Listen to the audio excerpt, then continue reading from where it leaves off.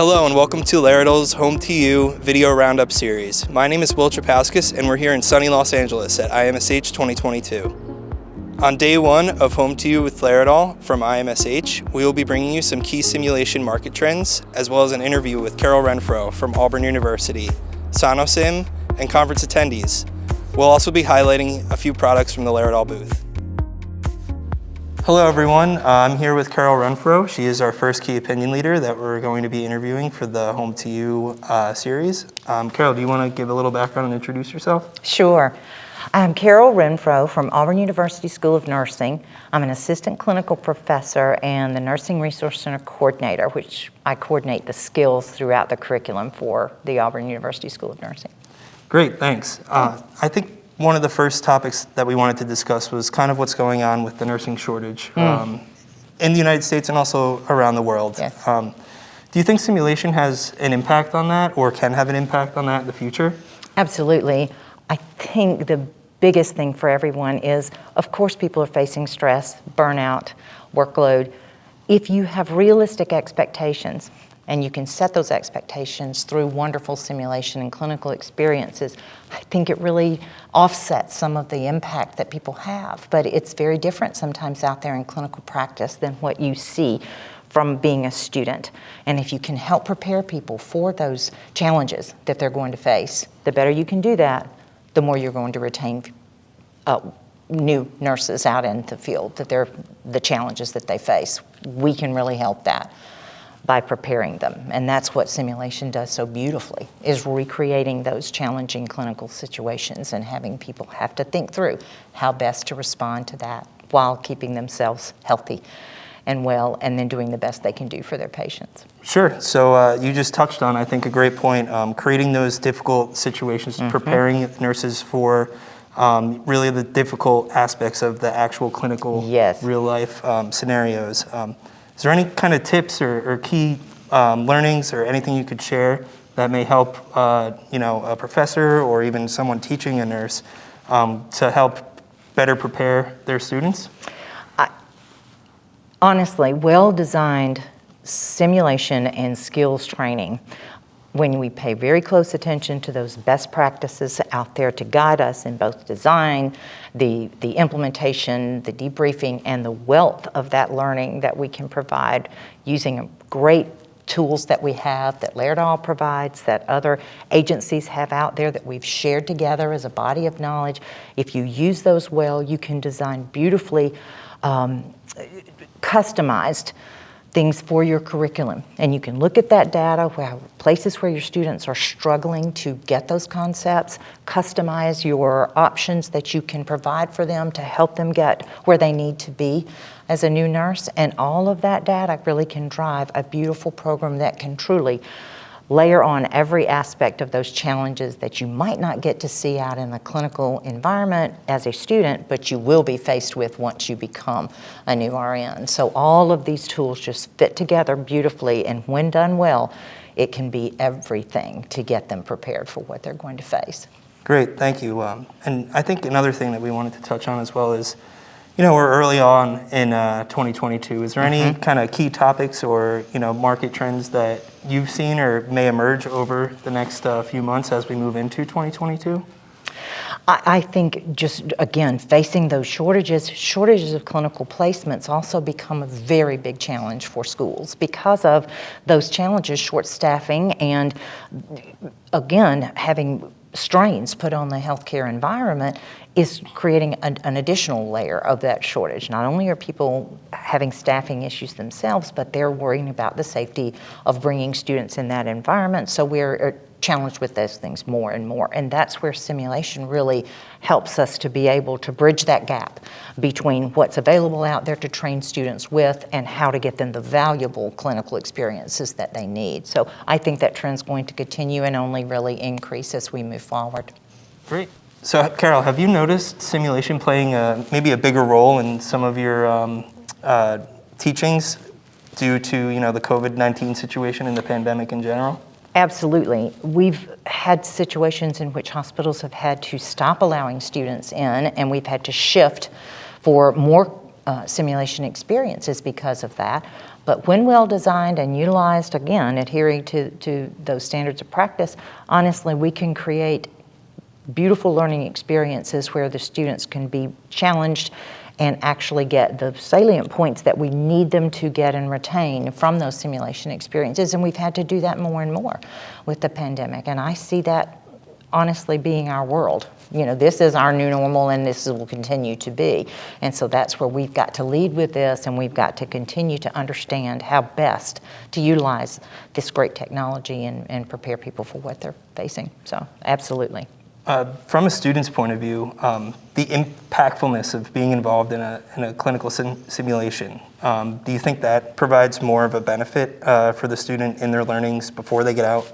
Oh goodness, yes, because they experience those same emotions and those same conflicts and those same challenges where they really don't know how to respond.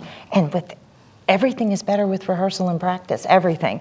And so when we can allow them to do that and then have those really deep, rich conversations about that and how this will affect you when you get out of school and with the clients out in the environment, it's everything for them to be able to understand how to respond.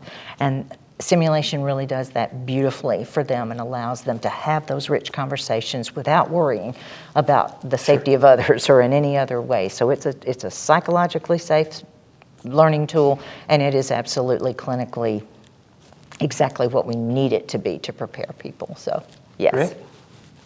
So is there anything at IMSH that you're looking forward to see or learn about?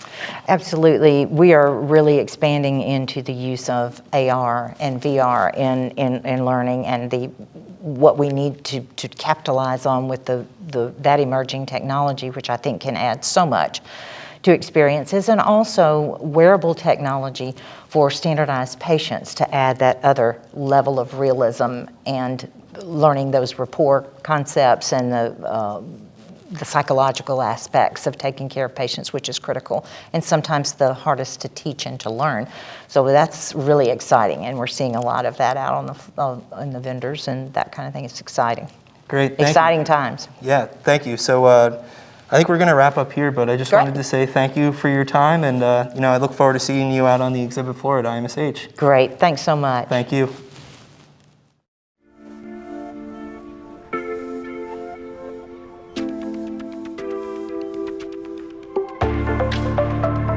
You will feel a sting when I insert the needle in your vein. I really hate those IVs. Please get it on the first try. Yes, I understand.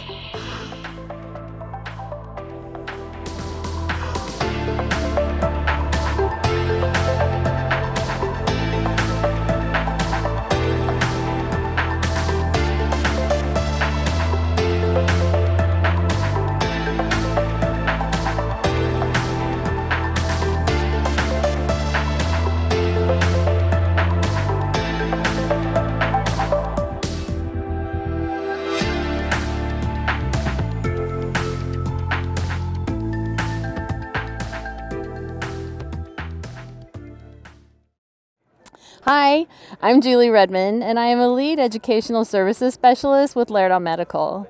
And I'm here today to talk to you about the next generation of vSim for nursing. This was developed with our partners, Walters Kluwer, to really develop those practice-ready nurses with high clinical reasoning skills. You know, we know that by 2030, there's going to be a need for about another 9 million nurses in the workforce.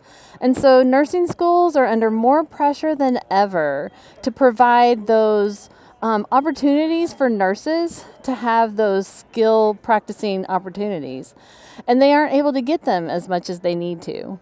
And so that's one of the great things about vSim. This next generation of vSim was created in collaboration with nursing educators. And so what has happened with this next generation vSim is that it is higher and gone further than its predecessor. It has more realism than it did before, and just allows for a more robust opportunity for the simulation student to have a great learning experience and really develop those simulation skills. It also has soft skills that has audio and visual responses that the nurse can respond to from the patient directly. And that really, again, just helps them improve those clinical reasoning skills. In addition to that, there's another new component called the S-bar, and we all know how important the S-bar is. And what that does is it allows the learner, again, to just have a really good communication with the patient and with their team members when they're handing off a report. So as you can see here, the next generation of vSim is available on a tablet. And what's so great about that is it allows the learner to leave the classroom and train virtually anywhere. It's going to be available for fundamentals and med-surg and nursing education, and it is available in the USA market. And it will be available coming up in the coming years in 2022 and 2023 for the EMA and AP market. The other thing that I want to talk about is our nursing and simulator, Geriatric. What's so great about her is she has this new level of realism.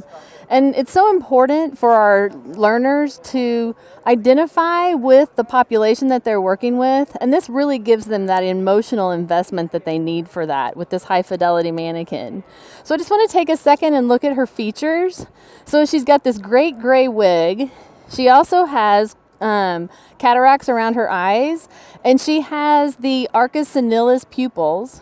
In addition to that, she has aged face skin, neck skin, back skin, front skin. Her hands and her feet are also aged, in addition to her genitalia. And her teeth also have an aged look to it as well. And you'll notice right here how beautiful her clavicle is for an anatomical landmark. So it's important to know that she comes in this medium tone right here, which is the one that you see. And then she also comes in a dark tone. And she comes two ways. She comes as a full component, all set up for you. Or you can use her as an add-on for the nursing and simulator that you may already have as an add-on.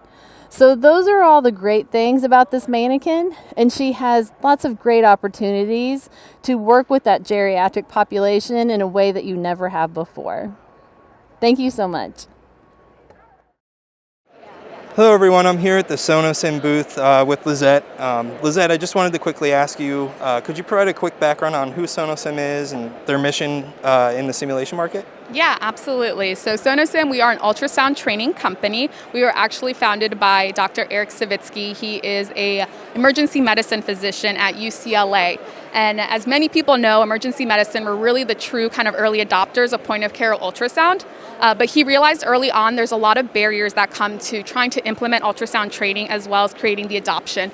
Some of those barriers are going to include, having access to a patient, and not just any patient, a patient with pathology, having time with a qualified instructor, having access to an ultrasound machine, and really having all three of those things come together to have that great teaching moment. On top of that, you have barriers to adoption, so the ability to have access to refresher training, the ability to standardize the training across all your learners, the ability to just practice until mastery. So what he realized, when he was creating Sonosim, what he was trying to do was to overcome those barriers. So through our training solution, we're really able to kind of overcome a lot of the things I just mentioned. We do that through the Sonosim ultrasound training solution, which includes access to online didactic courses with knowledge assessment.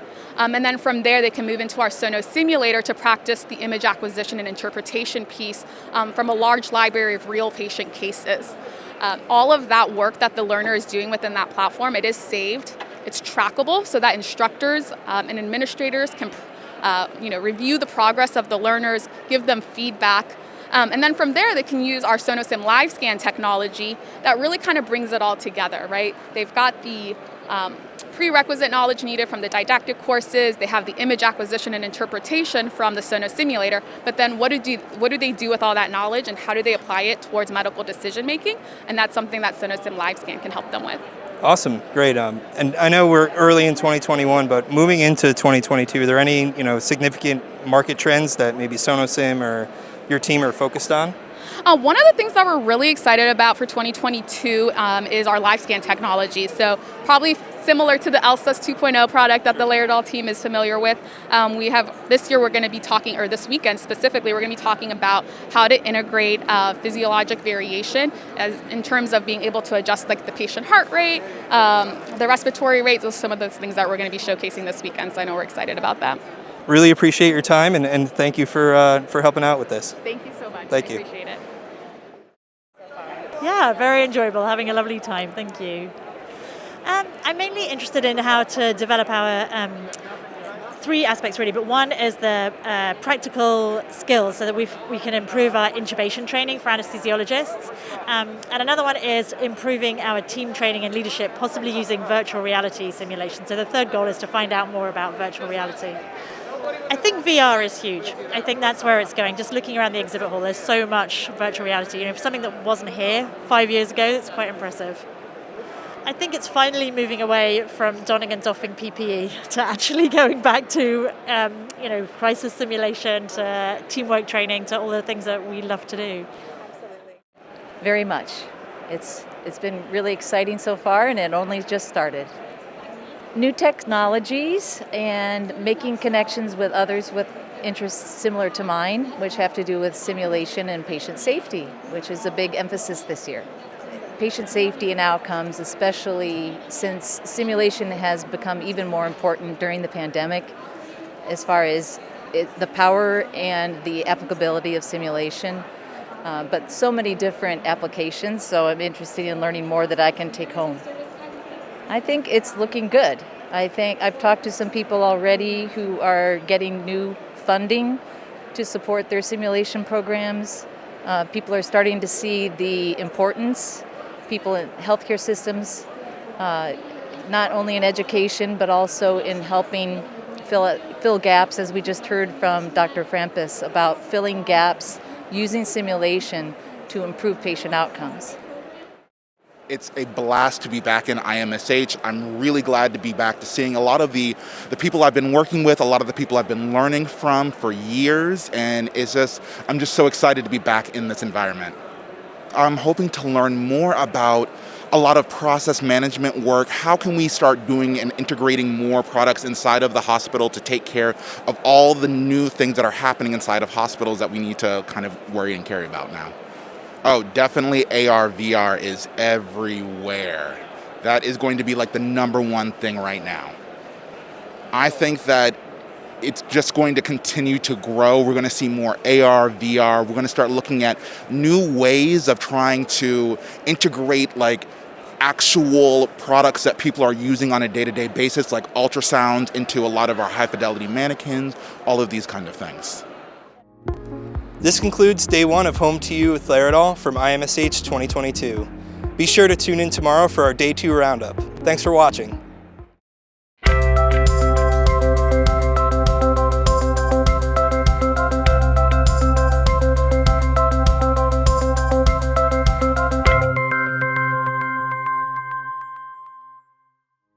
Hello, my name is Will Trapaskas, and welcome to day 2 of Home to You with Laerdal from IMSH 2022 in sunny Los Angeles. Today we will bring you more discussions with key opinion leaders, conference attendees, and exhibitors, as well as a product highlight from Laerdal's booth. Stay tuned.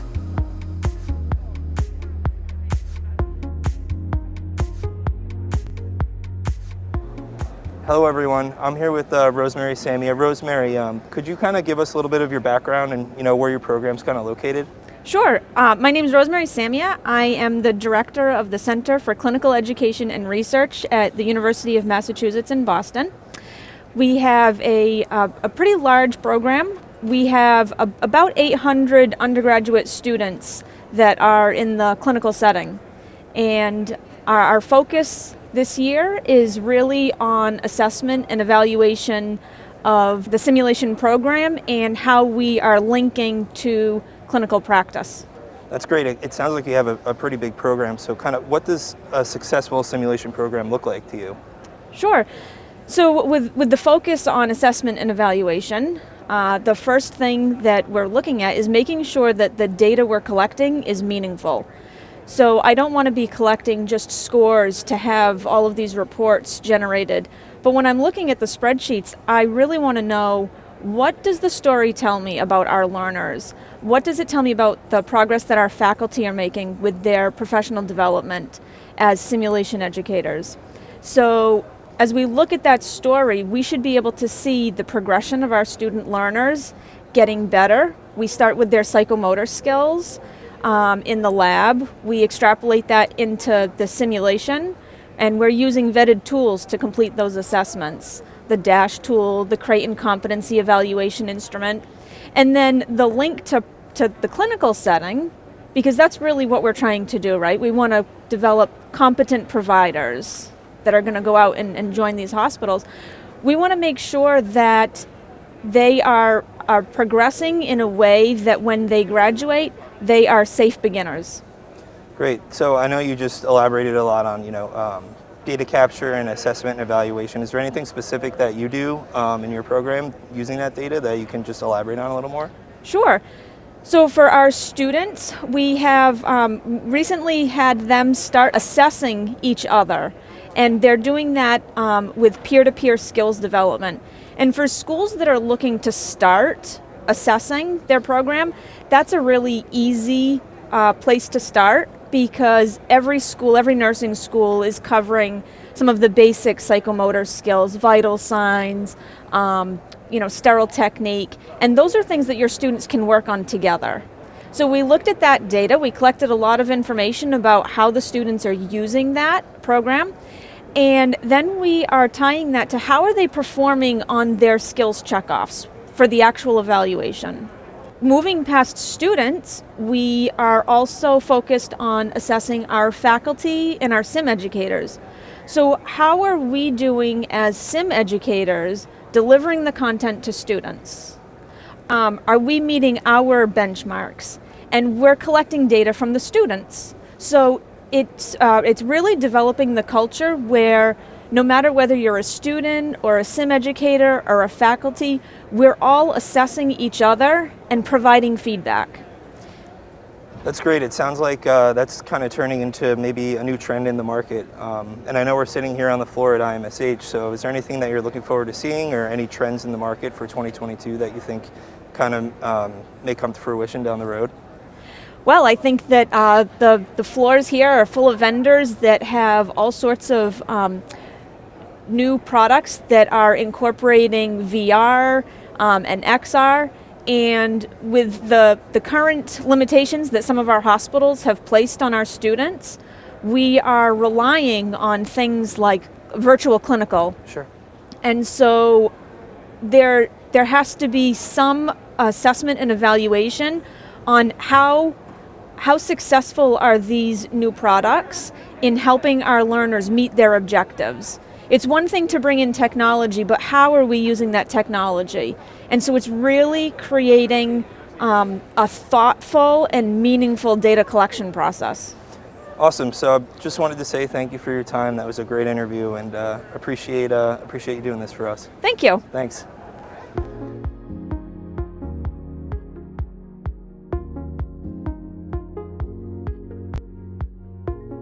Well, hello and welcome to the Laerdal booth at IMSH 2022 in Los Angeles. My name is Dave Grant. I am the SIM Capture Specialist for the Midwest region, and I'm here today to talk to people about SIM Capture and our new add-on component, SIM Capture for Skills. SIM Capture for Skills allows our nursing programs to address problems that we've heard them talk about for years. The acquisition and the practice to mastery of skills for nursing students has always been a challenge. Being able to facilitate ways for students to have focused, deliberate practice sessions is not only taxing on human resources, but the physical space of your lab. SIM Capture for Skills is a cloud-based application that allows your nursing students to access pre-built checklists and instructions on how to perform the skills within their mobile phones. When they access those, they're able to practice in a dyad with a peer or practice by themselves. And due to the checklists that you build from your existing materials, they're able to get immediate feedback about their performance. Even further, for you to get eyes on what they're doing and have a sense of how they are progressing. Students are then allowed to log in through their phone and film the performance of one of the skills and upload that to the cloud for immediate evaluation. It's finally a way to expand not only the walls of your simulation center, but the actual capture of meaningful data that will give you valuable insights into the progression of your students and help you identify any potential areas of gaps in your program. Sim Capture for Skills is going to be available as a standalone product. You will get access to our cloud-based app where students can access it on any tablet or mobile phone that has connection to the internet. You're able to get immediate visibility of any of their activities and all of the data from all of their practice sessions and compare that across programs. We also are pairing that with our Modular Skills Trainer.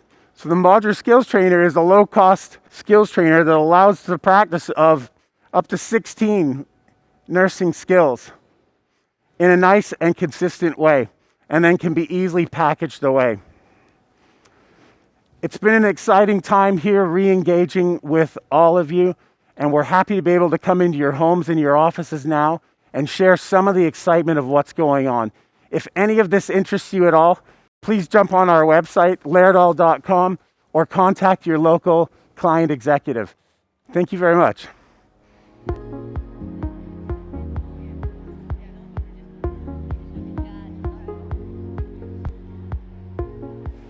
Hi everyone, I'm here with Megan from Limbs and Things. Megan, I just wanted to ask you, could you just give us a quick background on Limbs and Things and maybe a little bit more about their mission? Absolutely. So Margot Cooper started the company in 1990 from the UK. She saw a need for additional training that didn't use cadavers or animals. And so with that, she invested for safe, repeatable training in the clinical market. And since then, we've just used that to grow, and we've stood by that mission at Limbs and Things from that day forward. Awesome. So obviously we're here on the floor at IMSH. Is there anything you want to highlight in your booth or any new products that you're excited about? Yeah, absolutely. So, excuse me, one of our flagship products is our Prompt Flex Birthing Simulator, which is behind us. We've used that to hit kind of all markets through the clinical side. So nursing education, medical, residency training, and it's a modular system. And so with that, we have the ability to incorporate all sorts of training, postpartum hemorrhage, C-section, cervical dilation and effacement. And with that, we, again, with the research that we put in, we've saw a need for the C-section to be updated. So we've updated our C-section module to have a little bit more robust, the pre-incised belly. It helps with training with impacted fetal head, transverse lie. Those are things that we're starting to see people ask for and add and incorporate into their trainings. Great, thanks. So we're also surrounded by a bunch of different exhibitors here. Have you seen anything new or noteworthy, or maybe some market trends as we head into 2022? Yeah, absolutely. One of the big things is the government funding. It's so amazing that they're investing in clinical education and hoping grow that market. And then the other big thing is VR. There's been such a great presence of VR. We're actually working with a couple companies with our task trainers to incorporate VR into the training, and that's just been such a great addition to the opportunity to sell. Gaming is huge with adolescents nowadays, and I think that's going to be a great way to bring them into the clinical education side, and whether it's on the education or future doctors and nurses or clinical educators. So it's been great. Thanks. So just wanted to say thanks again for your time. It was great to stop by Limbs and Things, and I hope you have a great IMSH. Absolutely. Thank you for having me. If you don't have the exact data that's going on inside your hospital, you cannot craft a solution using simulation to move the needle on your patient safety problems. Hello everyone, I'm sitting here with the current president of Anaxle, Susan Cardon-Egrin. Susan, could you just give us a little bit of your background and how you got involved in Anaxle? Certainly. I actually think I got involved in Anaxle in about 2006, 2007, as it had been around for just a few years. It really started out as a clinical skills lab girls club kind of thing, and then mannequins came along. And where would mannequins end up? In nursing, but in the skills lab, whereas medicine really had the mannequin place and then they put the skills in with there. So it was almost opposite. So got involved and became, almost by accident, the editor of the journal, Clinical Simulation in Nursing. And I did that for 10 years. and then was peripherally involved here and there along the way, and then finally got involved in the board in one way or another. Was vice president of research, and was chair of research for SSH for a year before I did an Axle, and that's all led to this. Awesome, thanks. So obviously we're sitting here on the show floor at IMSH. Anything that you've seen or any key trends in the market for 2022 as we're kind of here in the new year?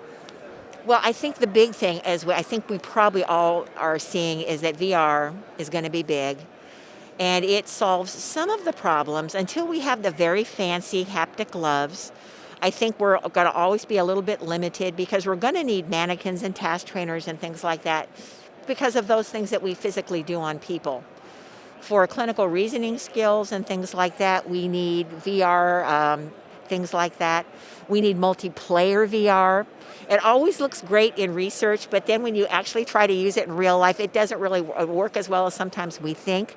I've done some research in that area, and sometimes when you get more than 5 or 6 players on something at one time, bandwidth is too much, it crashes, et cetera, et cetera. So there's what we want, and then there's where we're going. But I think we're probably 5 years away still from really high-end, really good VR type of things. Okay, great. And I know you just gave us a great background on kind of how you fit into an Axle now. And I know they just recently updated their healthcare standards of simulation and best practices. Could you give us a little background and maybe why they updated them? Certainly. We update the standards routinely about every 4 years. And so it was on cycle, and COVID hit, so that kind of slowed things up a bit. That was pretty much standard. A lot did not change in the main standards, but the 2 things that really did change were we added a professional development standard, which everybody was excited about, and a standard on pre-briefing, because we're beginning to see the research come out that talks about how important that really is. The other thing that became important is that we realized that simulation was really going worldwide and being used by everybody in the health professions. And what we wanted to do was brand them, because we would hear periodically from people, those are for nurses. And of course we're thinking, wouldn't you think that healthcare standards would be for everybody, especially if they're evidence-based, based on research? So we rebranded them the healthcare simulation standards, as opposed to the Anaxle nursing standards of best practice. So that is how that came to be. Great, thanks. And I know obviously we're here in LA, everyone's buzzing around us on the show floor, so I hope we have a good show, and I wanted to thank you for your time, and appreciate it. Thank you so much, and thank you to Laerdal for all you do for Anaxle. We so appreciate you. Thank you.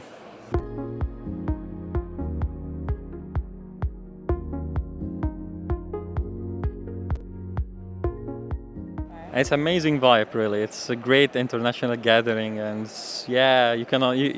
we missed it for the last 2 years, indeed. Virtual reality, technology, and digital transformation. It must be taking some place in simulation.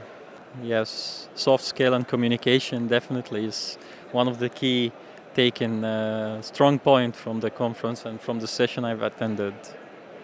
Great so far. It's wonderful to be out in public. Well, the plenary this morning was wonderful as we're all trying to navigate this digital new world. I got some great tips on how to really lead a team. So I lead a team of about 20 people, so it was terrific to hear that information. Well, I'm here really specifically to learn about health equity and implicit bias.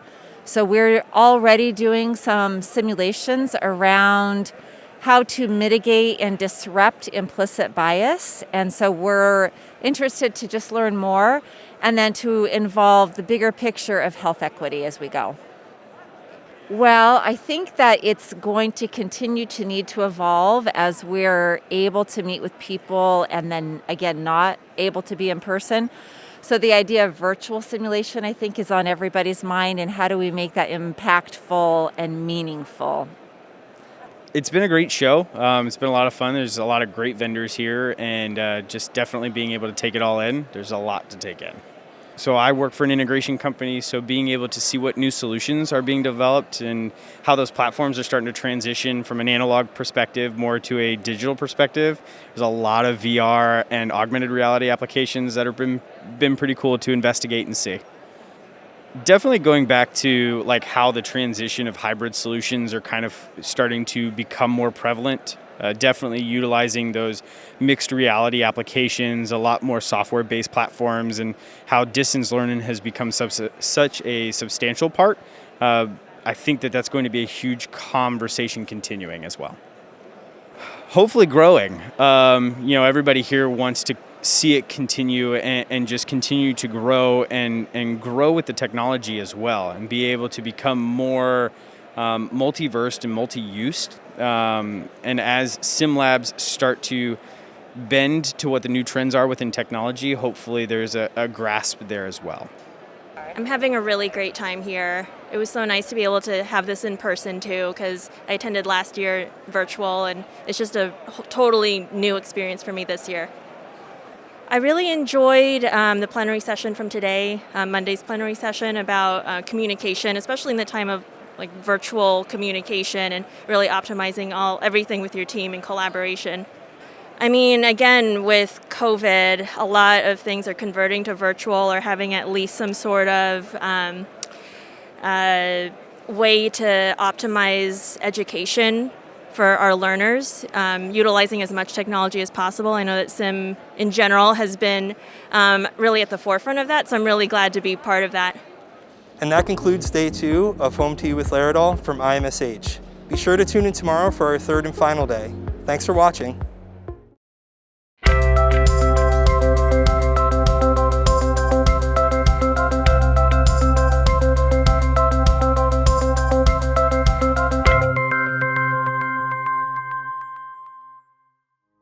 Hi everyone, welcome back to our 3rd and final day of Home to You with Laerdal from IMSH in Los Angeles, California. Today we will have some discussions with Dr. Desiree Diaz, the Gordon Center at the University of Miami, and some conference attendees. Stay tuned and enjoy.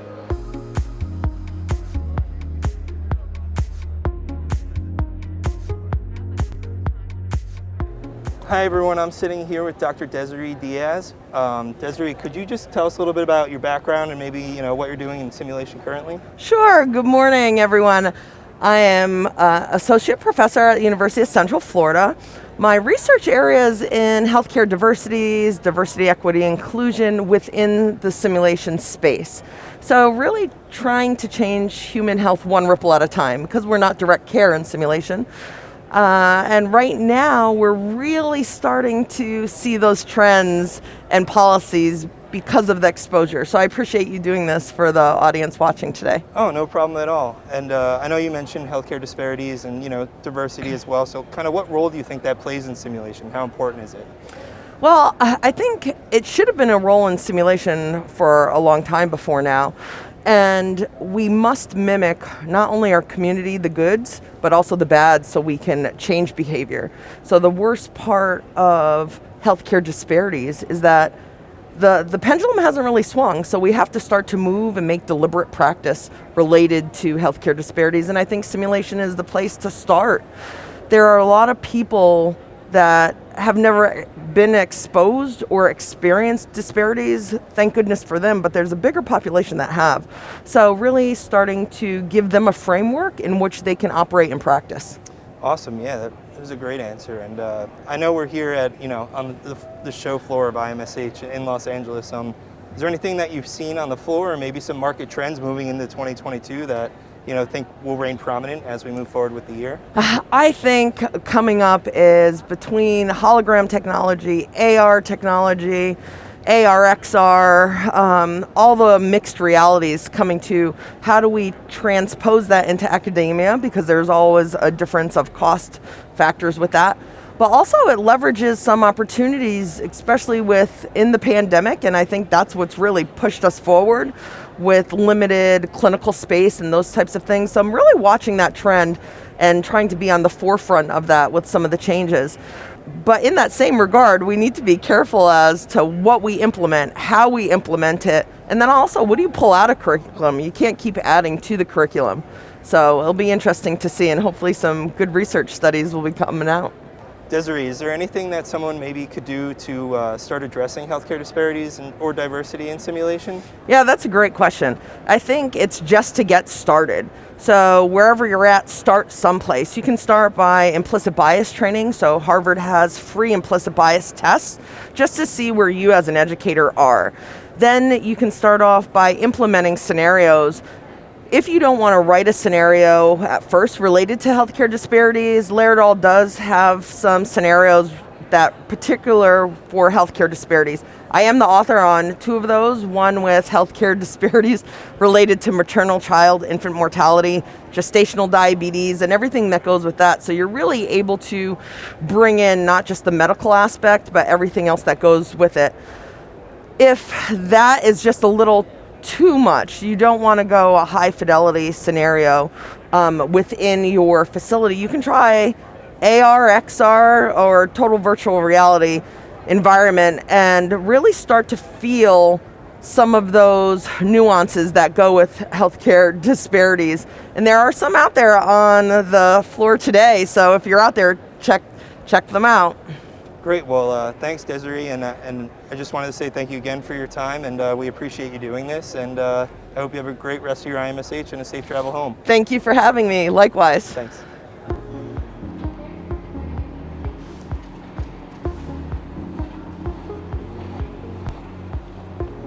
Hey everybody, we're here from IMSH. My name is Nathaniel Reitman. I'm the product marketing manager for the Simman Medical Emergency Trauma portfolio.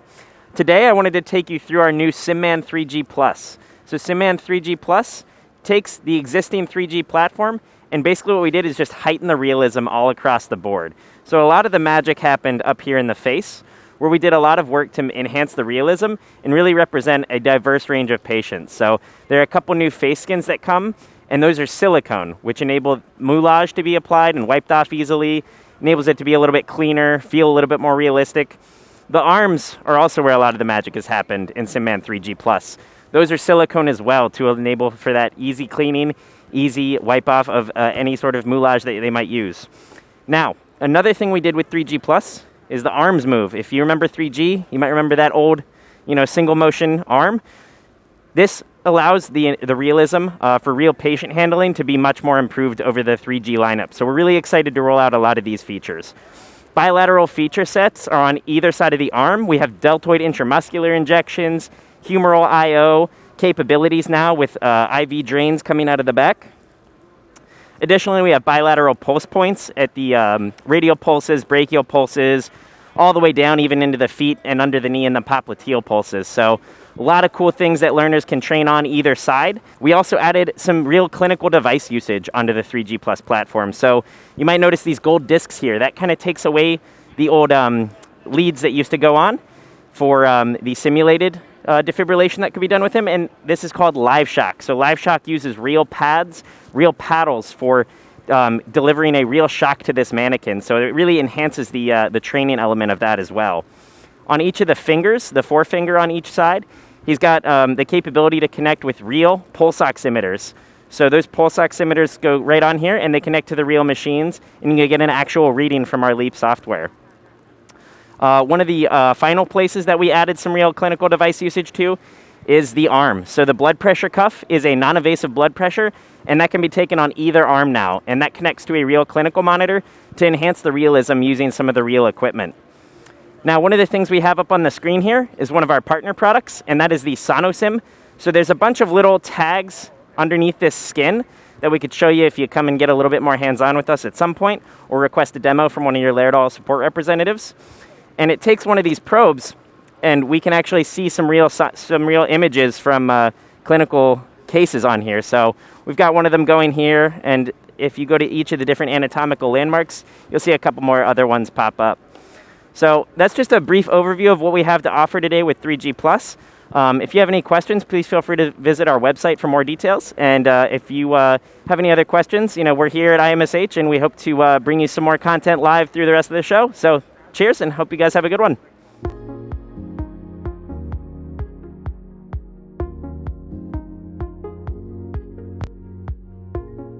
Hello everyone, I'm here with Dr. Ross Scalise from the Gordon Center.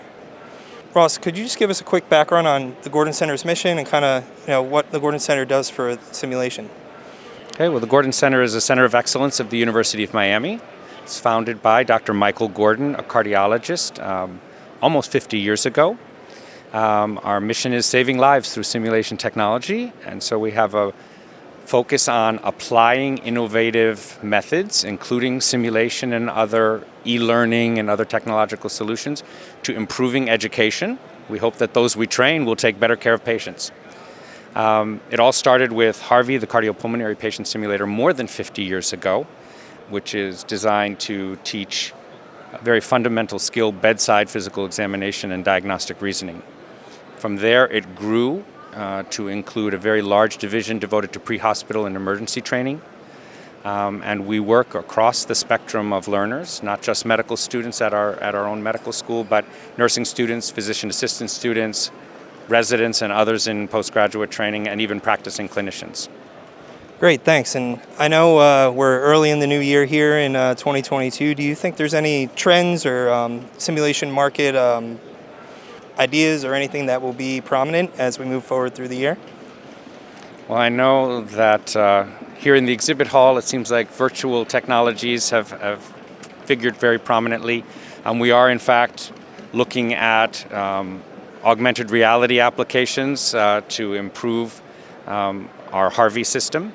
But beyond that, I think back to, we're kind of at this period where we're maybe starting to emerge from the pandemic, and some of the trends that were necessitated by the pandemic, like virtual patient encounters, in the clinical space, telemedicine, although they were kind of prompted by the needs during the COVID pandemic, I think some of those trends are going to continue to stay. So I think in clinical medicine, we're still going to be having telemedicine, virtual patient visits, and on the educational side, I think we're still going to be doing things like remote OSCEs, or very importantly, hybrid courses, so not just pure remote, pure in-person, but kind of capturing the best of both worlds, so that you can maybe do some of the didactics online and then come in for hands-on application and practice of skills. Absolutely. So like I said, we're standing here on the floor at IMSH. Was there anything that you may have seen or stood out, or any maybe mementos that someone may have won? Well, for me, a highlight was at this meeting, I was inducted as a fellow of the SSH Academy. So congratulations. Thank you. So that'll probably be the highlight memory for me from this year's meeting. That's great. Well, I just wanted to thank you for your time, and the Gordon Center for being a great partner, and thanks a lot. Thank you.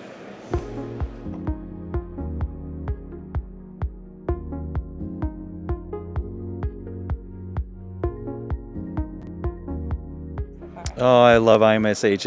It will be a bad day when I miss a year at IMSH. It's great as always to be here to see folks reconnecting. The opening session this morning was fantastic on transformative leadership. Speaking about diversity and our biases and trying to manage those, it's given us a lot to think about, a lot to unpack, and I think it was fantastic. Probably one of the best speakers I've heard in quite a while. Well, probably the biggest surprise that we actually were successful in getting as many people we do have here. I'm not sure that I expected this many folks, because I know even right before I left, folks were not able to attend because of the pandemic and the impact, and they were canceling at the last minute. So I wasn't even sure how many to expect. And I think the biggest surprise is there's a lot more than I thought there would be.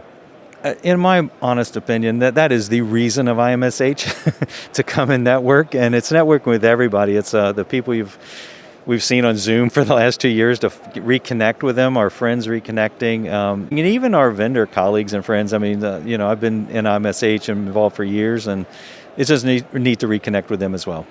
I have been enjoying the meeting. I think it has been an interesting opportunity to think about a lot of things about gender, social biases, and things that are very interesting for me, and to explore technology. So today's session, the opening session of this day, and she was talking about unconscious biases. I think it was amazing. She was charming. I think that the most surprising of the exhibit hall for me was the combination between physical simulation and virtual reality opportunities. For us, the network is very important here at IMSH. I had the opportunity to share with some German friends, Portuguese friends, Italian friends, Spanish friends, Mexican friends, and for me, I came from Chile. It's a big opportunity to share with all of them. Oh, I'm loving it. It's a great experience. It's not my first, but it's one of the best conferences for simulation. I'm having a great time. The session on learning about getting my SimCenter accredited, very helpful. So yeah, that was probably the one I've enjoyed the most so far.